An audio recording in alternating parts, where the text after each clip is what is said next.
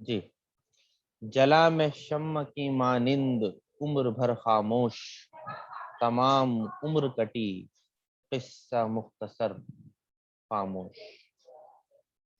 شمع اسی کو بولتے ہیں، دیے کو کہتے ہیں، موم بتی کو کہتے ہیں، جو جلتا ہے محفل کے اندر۔ تو شاید اس میں کہہ رہے ہیں کہ میں شمع کی مانند عمر بھر خاموش رہا۔ میں نے پہلے بھی بتایا تھا کہ شمع جو ہوتی ہے وہ خود جلتی ہے اور دوسروں کو روشنی بکھیرتی ہے، خود تڑپتی رہ جاتی ہے لیکن دوسروں کے ساتھ وہ اچھائی کر جاتی ہے، ان کو فائدہ دی جاتی ہے۔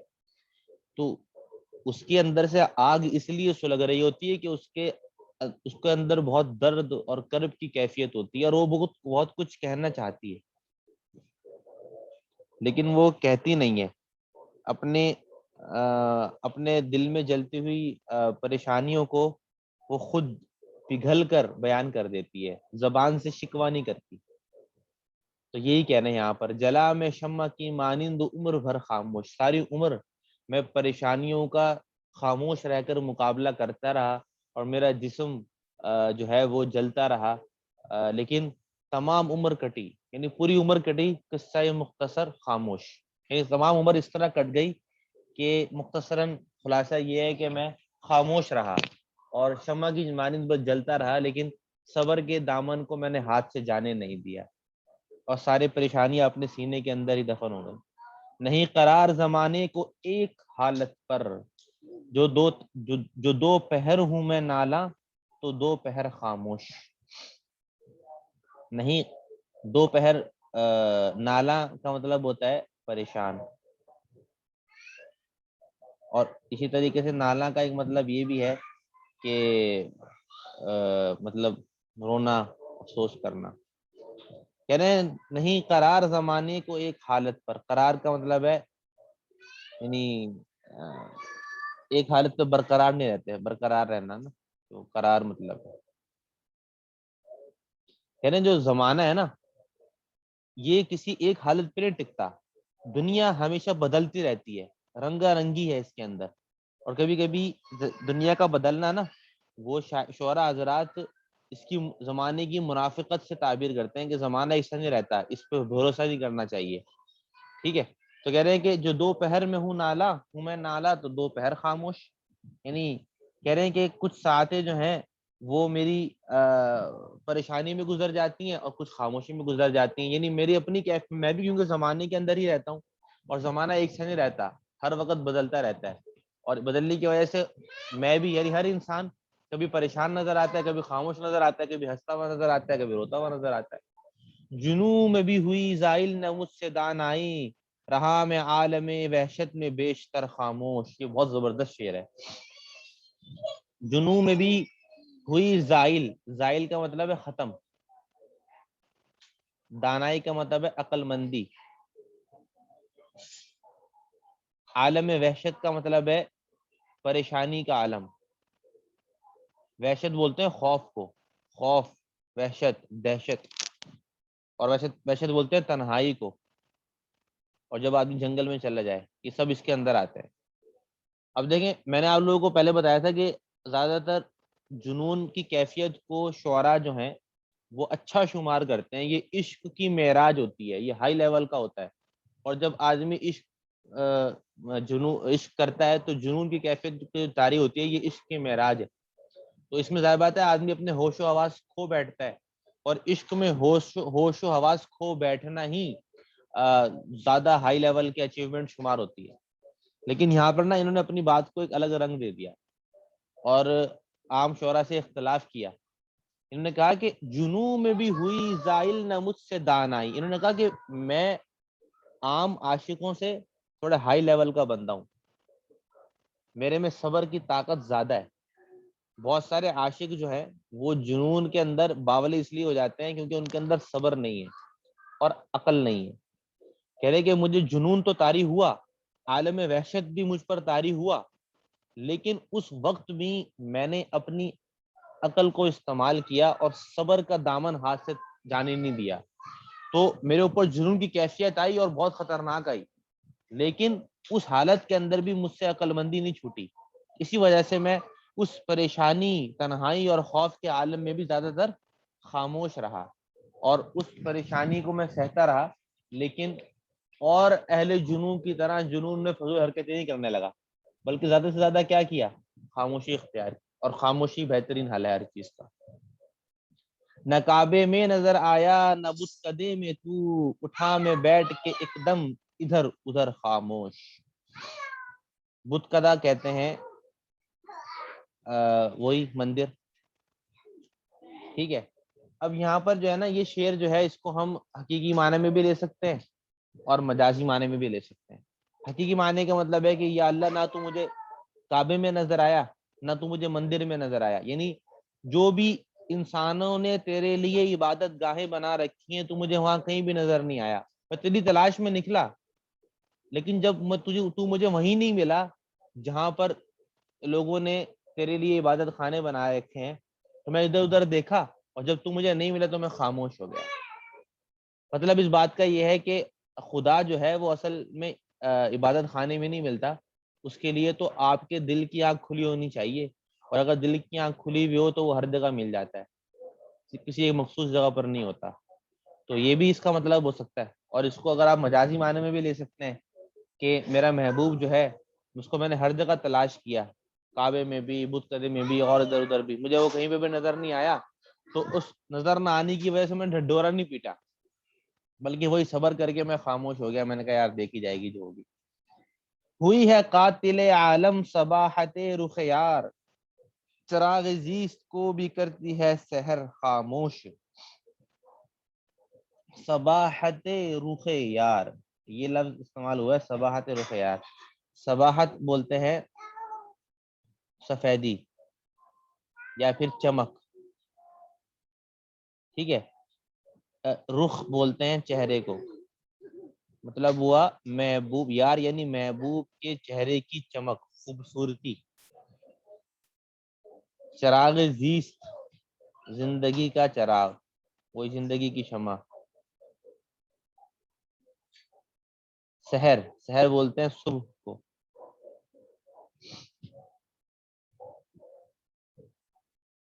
اچھا،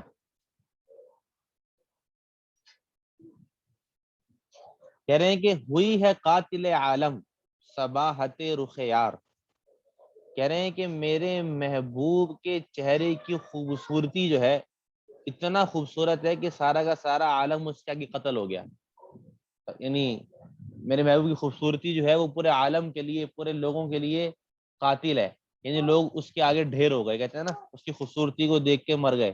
آپ کا بہت، کہتے ہیں نا بڑا قاتلانہ حسن ہے آپ کا، بڑا کافرانہ نظر ہے، یہ اس طرح بولتے ہیں، یعنی لوگوں کے دلوں کو قتل کر دیتی ہے۔ تو یہی کہہ رہے ہیں یہاں پر کہ آپ کے چہرے کی خوبصورتی جو ہے وہ پورے عالم کو قتل کرنے کے لیے کافی ہے، لوگ ڈھیر ہو جاتے ہیں اس کے آگے۔ چراغ زیست کو بھی کرتی ہے سحر خاموش، کہہ رہے اس کی مثال ویسے ہی ہے جیسے صبح جب ہوتی ہے، روشنی جب ہو جاتی ہے تو اس کے بعد چراغ کا کام نہیں رہتا، شمع کا کام نہیں رہتا، بلکہ وہ بجھ جاتی ہے۔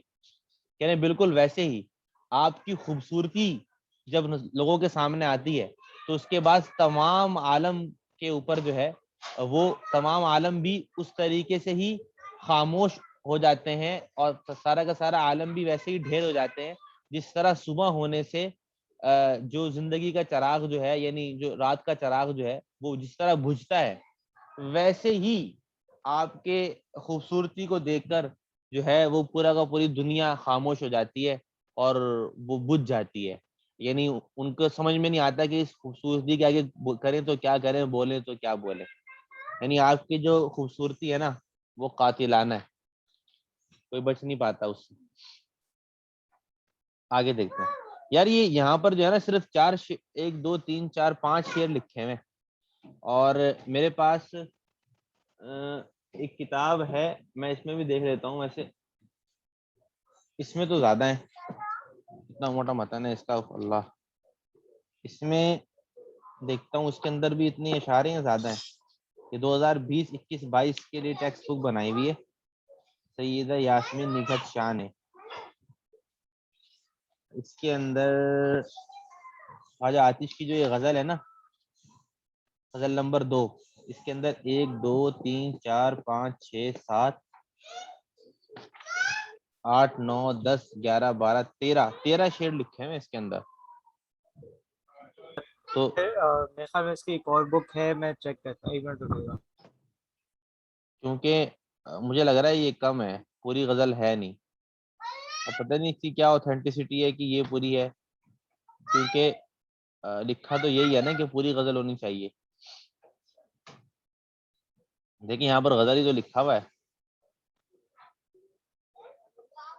اگر پوری غزل نہ ہوئی, چھوٹ گئی ہم سے, تم نے مجھے بھیجی ہے, دیکھو نہ یہاں لکھا ہوا ایسا کچھ.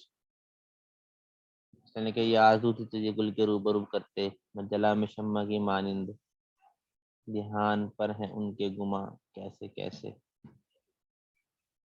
تو یہ اس لیے جو ہے مجھے انہوں نے 21 22 23 تو لکھا ہوا ہی ہے. اب دیکھ لو, میں آگے یہ پڑھا دیتا ہوں. کون سی بک ہے یہ, کون سی بک ہے یہ جو میرے پاس ہے, میرے پاس یہ والی ہے, سیدہ یاسمین نگہت نہیں, شاہی والی. ہاں صحیح, میں دوسری ڈاؤن لوڈ کر رہا ہوں, ایک سیکنڈ. یہ ہے, بلکہ شاید میرے پاس ایک اور بھی ہے. اس کی تیاری کے لیے جو ہے میں نے زیادہ چیزیں لے لی. میں نے ڈاؤن لوڈ کی ہے دوسری, ابھی میں آپ کو نام بتاتا ہوں اس کا. برگ گل اردو اے لیول P4 ٹیکسٹ بک. ہاں برگے گل ہے. آپ کے پاس نہیں, میرے پاس تو نگارستان اردو ادب ہے. اچھا اچھا, ہم جو پڑھ رہے تھے وہ برگی گل سے ہی پڑھ رہے تھے نا. برگے گل ایک سے تو اور پڑھ بھی رہے ہے ہیں ہم. میرے پاس, ایک اور بھی ہے, ایک سیکنڈ میں ڈاؤن لوڈ کرتا ہوں.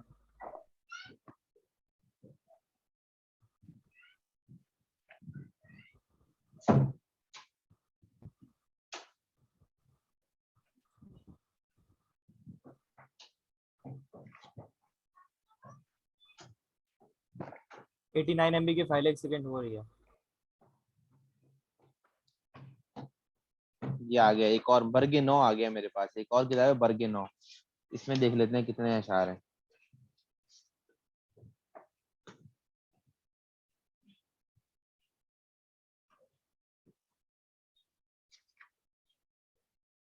بھائی جی یہ پورے 14 اشعار ہیں. اس میں تو ایک اور غزل دی ہوئی ہے جو ہے ہی نہیں اس کے اندر, پرانی ہے ابھی کی ہے. سر ڈرا رہے ہیں یار. سر یہ تو کنفیوژن ہو رہی ہے یہاں پہ. اچھا یہ 18 اور 19 کا ایڈیشن ہے, صحیح ہے. یہ ایک برگے 9 سر تو ہے. یہ زیادہ بہتر ہوگا نا, یہ زیادہ بہتر ہوگا نا. نہیں غلط ہے نا, یہ جو باقی دوسری کتابیں ہیں وہ جو ہے وہ 20 نئے 21 22 کا ایڈیشن میں ہوگا ایڈیشن ہے. نا ہاں وہ نیا ایڈیشن ہے, یہ تو پرانا ہے. میرے پاس سر, یہ پرانا مطلب ایڈیشن جو ہم پڑھے وہ صحیح ہے. نہیں, ہمارے والا جو ہے نا اس کے اندر ایک غزل چینج ہوئی ہے 18 19 کے مقابلے میں, یہ بات تو سمجھ میں آ گئی مجھے. لیکن جیسے انہوں نے جو غزلیں سر دی ہوئی ہیں نا وہ زیادہ مجھے ہیں. مل گئی.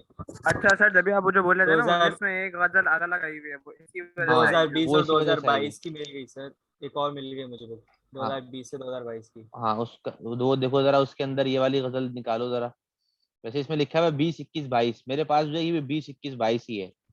اور اس کے اندر سر جو, چیک میچ کر لیتے ہیں نا. ہاں غزلیں کرو, پہلی ہے میر تقی میر کی ہے, دیکھ تو دل کے جہاں سے اٹھا ہے, اٹھتا ہے اٹھتا ہے, میر دریا ہے سنے شعر زبانی اس کی, شعر زبانی اس کی, پتا پتا بوٹا بوٹا حال ہمارا پڑھ جانے. لی ہم نے نا, یہ خواجہ, صحیح ہے. جی خواجہ میر در کی ہے, ہم تجھ سے کس حوث کی, ہوس کے فلک کے جستجو کرے, ارض و سما کہاں تیرے وسعت کو پا سکے, تجھی کو جو یہاں جلوہ جی کو یہاں جو جلوہ فرمانا دیکھا. ٹھیک ہے آگے یہ دیکھو, آتش دیکھو, خواجہ آتش حیدر ہے, علی. یہ آرزو تھی تجھے گل کے روبرو کرتے, یہ بھی ہے. اس کے بعد جی جلا میں شمع کی مانند عمر بھر خاموش. جی ٹھیک ہے, اچھا, اس کی میں دیکھ لوں کتنی ہاں لائن ہے. ہاں ذرا دیکھو اپنے پاس, دیکھو کتنے لائن ہے. شعر نمبر کس کے یہ بھائی, میر تقی میر پہ پہنچا ہوں. سر اس میں ویسے بہت اچھا لکھا ہوا ہے, اس میں تشریح بھی لکھی. میں آپ کو ایک بک بھیجتا ہوں, یہ جو میں بک ڈاؤن لوڈ کیا نا ابھی, میں بھیجتا ہوں آپ کو. अबे ये हाँ भेजो ग्रुप पे भेज बहुत दो यार जुबैर, ग्रुप ग्रुप में ग्रुप दे पे दो भेज भाई, दो। सबको दे यार दो। मैंने उस वक्त, हाँ मतलब मैं ग्रुप पे भेज रहा हूँ, लेकिन मैंने उस वक्त देखी नहीं थी वो, कि बहुत बहुत बेहतरीन बुक है सर, इसमें तशरीह वगैरह सब कुछ लिखी है, हाँ अल्फाज मायने सब लिखे हुए हैं। हाँ, फिर तो अच्छी है, तुम लोगों के लिए फिट हो आसानी गई हो ना, ये जाएगी। तो फिट हो गई है। हाँ भेजो। ये इतना जो मैं अल्फाज मायने लिख रहा हूँ, फिर ये मुख्तसर कर दूंगा मैं।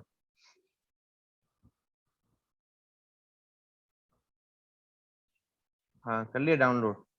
तुम जी पहले ये जी, तो मैं आपको भेज देख रहा के हूँ। मुझे ये तो बताओ कि उसमें फिर कितने शेर हैं। हाँ अच्छा, एक सेकंड। इसमें अच्छा, मीर तकी मीर, मीर तकी मीर, मीर तकी मीर, मीर तकी मीर, मीर तकी मीर, और मीर तकी मीर खत्म क्यों नहीं हो रहा है। ख्वाजा मीर दर्द। भाई इसके बाद है, मीर दर्द के बाद है। हम हम पढ़ आतिश पढ़ रहे रहे हैं, आतिश हैं। की दूसरी गजल पढ़ रहे हैं, खामोश वाली।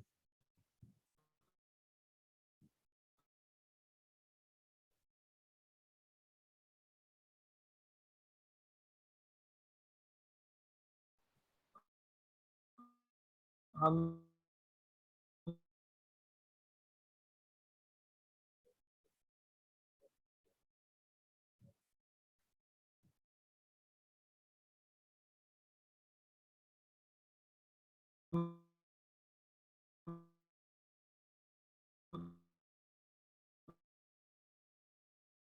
ये तुम्हारी आवाज कट रही है बहुत। इस बैर की आवाज सिर्फ मुझे कटी हुई आ रही है, आप लोगों को भी कट के आ रही है। सर सर आ मुझे ही भी नहीं रही कट के आ रही आवाज। नाम है। हाँ, ऑलमोस्ट बहुत अटक रही है। सर हाँ वो रुक जा रैपिंग कर रहा है वैसे वो। चले गया।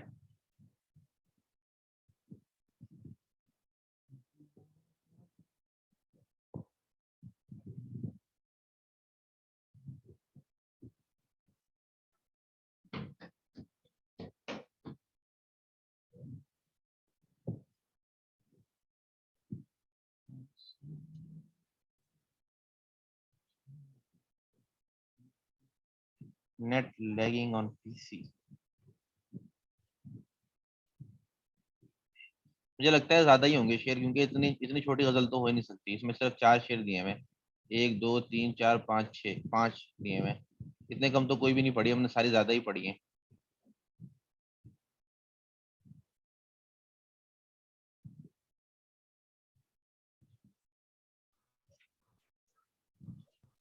सर एक काम करता हूँ, मैं जो है वो स्क्रीन शेयर कर लेता हूँ, आप एनोनेट कर लें उसको, हाँ हाँ क्योंकि सही है, ये वो सही बुक है। अभी मैं भेज रहा हूँ ना, तो फिर वो मसले कर रहा है, क्या कहते हैं, ठीक है इंटरनेट शायद इस वजह से मसले कर रहा है।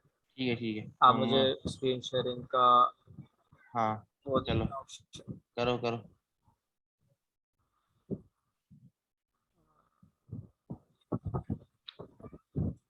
अच्छा सर, एक ऑप्शन होता है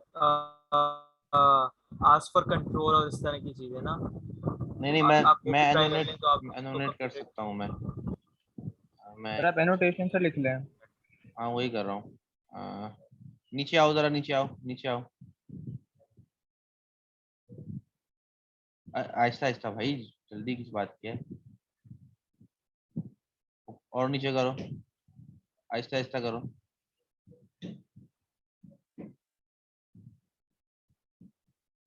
और नीचे करो।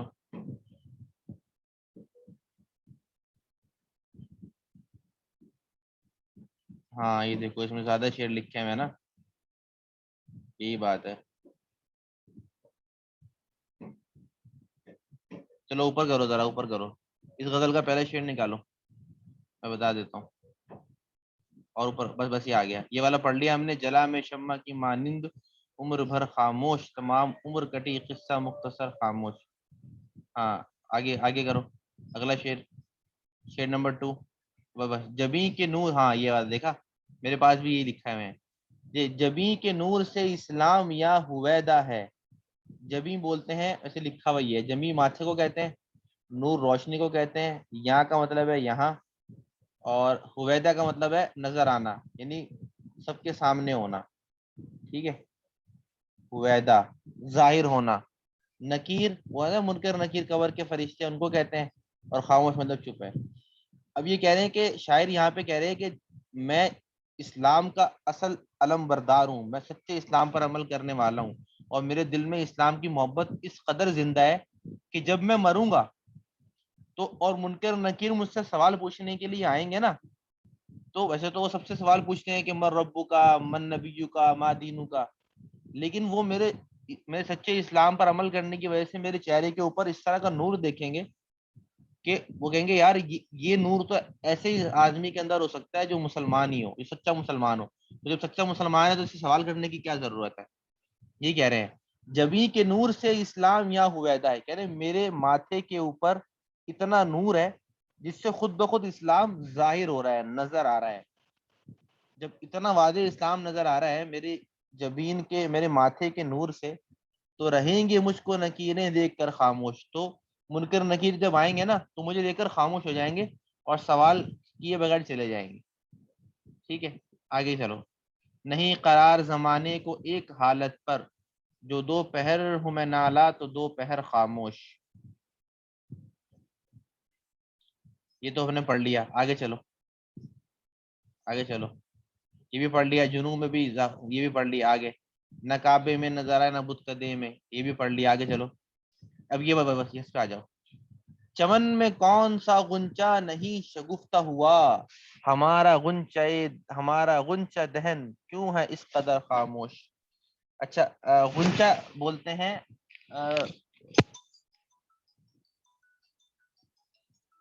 ایک منٹ یار فون آ رہا ہے.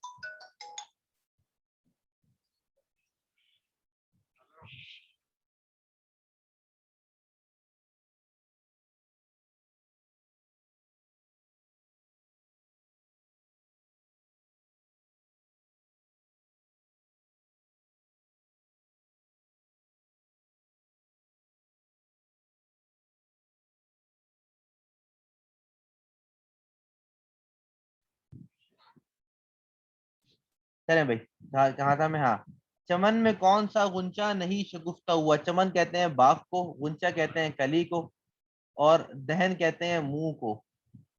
کیوں ہے اس قدر خاموش، یعنی چمن میں کون سا غنچہ نہیں شگفتہ ہوا. کہہ رہے ہیں کہ اصل میں یہاں اس شعر میں نا جو آتش ہے وہ یہ بتا رہے ہیں کہ پوری دنیا خوشحال ہے اور خوشیوں کے اندر نہائی ہوئی ہے، لیکن میرے دل میں محبوب کی جدائی کی وجہ سے جو پریشانیاں ہیں اس کی وجہ سے میں غم میں مبتلا ہوں. یعنی سب خوش ہیں اور میں غمگین ہوں. چمن میں نہیں کہہ رہے باغ میں کون سا ایسا کلی ہے جو شگفتہ نہیں ہے. شگفتہ مطلب شاداب نہیں ہے، کھلی ہوئی نہیں ہے. کھلی ہوئی یعنی کھلی ہوئی نہیں ہے، یعنی باغ کے اندر ساری کلیاں، سارے پھول شگفتہ ہوئے ہیں، کھلے ہوئے ہیں.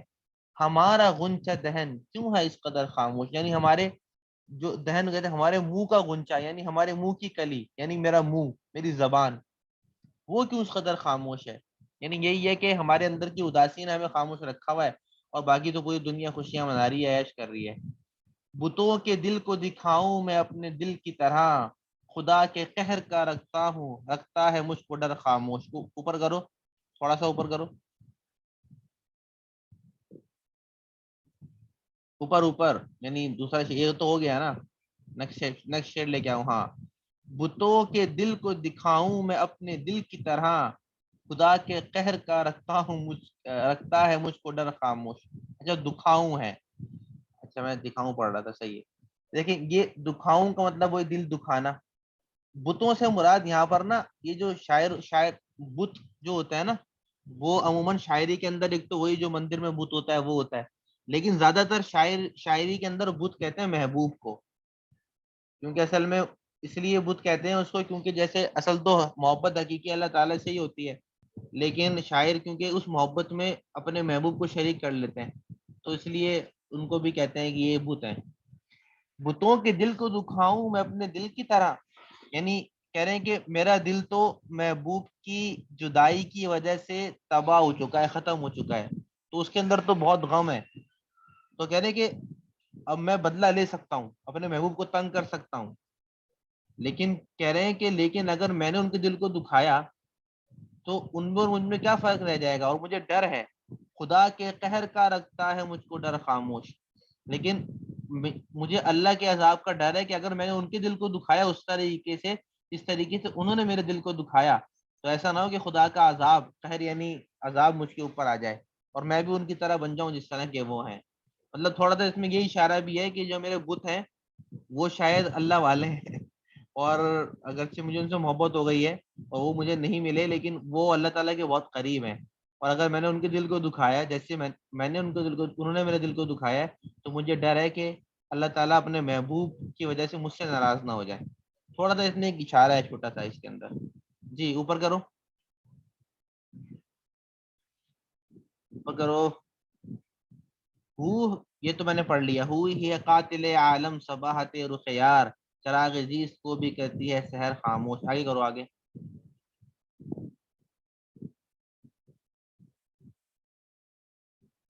اچھا زبان کیلنے کا نقش منہ بھرائی ہے دھیان غنچہ کو رکھتا ہے مشت زر خاموش. دیکھو اس کے اندر یہ شعر ہے یہ تو میرے پاس بھی نہیں ہے.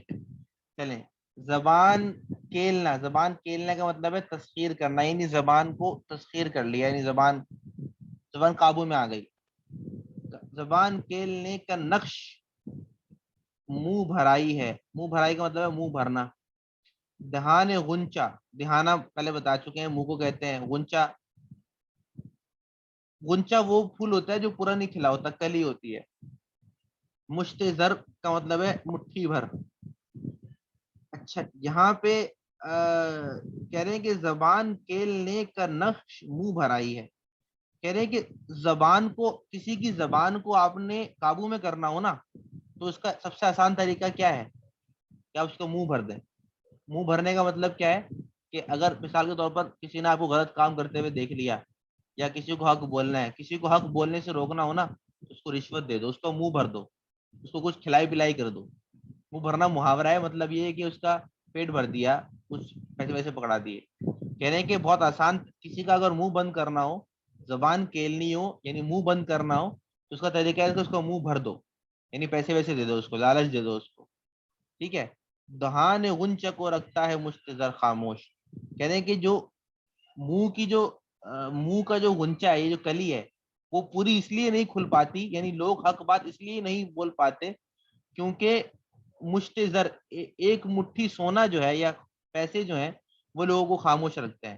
مطلب یہ کہ دنیا جو ہے وہ لالچ کے اندر ڈوبی ہوئی ہے اور یہاں پر لوگ حق بات صرف اس لیے نہیں بولتے کیونکہ ان کو جھوٹ بولنے کے یا حق بات سے خاموش رہنے کے پیسے مل جاتے ہیں. ٹھیک ہے تو آگے چلو آگے چلو اوپر کرو. نہ راہی مجھے سوجی نہ پھاندنے کی گھات پھرا کیا پسے دیوار و پیش در خاموش. اچھا راہ مطلب ہوتا ہے راستہ سوجی مطلب سمجھ میں آئی. پھاندنے کی گھات کا مطلب ہے پھاندنا مطلب چھلانگ لگانا. گھات کا مطلب ہوتا ہے گھات شکار کو نہیں کہتے انہوں نے غلط لکھا ہوا ہے شکار. گھات کا مطلب ہوتا ہے وہ جگہ جہاں سے شکار کیا جاتا ہے یعنی جو مثال کے طور پر مجھے اگر ہرن کا شکار کرنا ہے تو میں گھات لگا کے بیٹھوں گا نا یعنی میں ایک جگہ بنا کے بیٹھوں گا. وہ مخصوص جگہ ہوتی ہے جو آدمی پہلے سے سوچ کے رکھتا ہے اسے بولتے ہیں گھات. پھرا کیا پسے دیوار و پیش در. پسے دیوار کا مطلب ہے دیوار کے پیچھے اور پیش در کا مطلب ہے دروازے کے سامنے. ٹھیک ہے. اچھا یہ کہہ رہے ہیں کہ اصل میں جو محبوب ہے محبوب نے کہ عشق نے مجھے اتنا دیوانہ کر دیا ہے اور اتنا پاگل بنا دیا ہے کہ میں اب میرے اندر سے عقل جو ہے وہ چھن چکی ہے اور مجھے کچھ سمجھ میں نہیں آ رہا. کہنے کہ میں محبوب سے ملنے گیا لیکن محبوب اور میرے راستے کے درمیان ایک دیوار حائل تھی. اگر میں عقل سے کام لیتا تو میں تو دیوار کو ٹپ لیتا یعنی دیوار میں چھلانگ لگا کے محبوب کے پاس پہنچ جاتا یا پھر دروازے کے سامنے کیا کہتے ہیں اس کا دروازہ مجھے مل جاتا دیوار میں اور اس دروازے سے میں اندر چلا جاتا. ٹھیک ہے. کہنے لیکن میری عقل اتنی ختم ہو چکی ہے محبوب کی جدائی کے اندر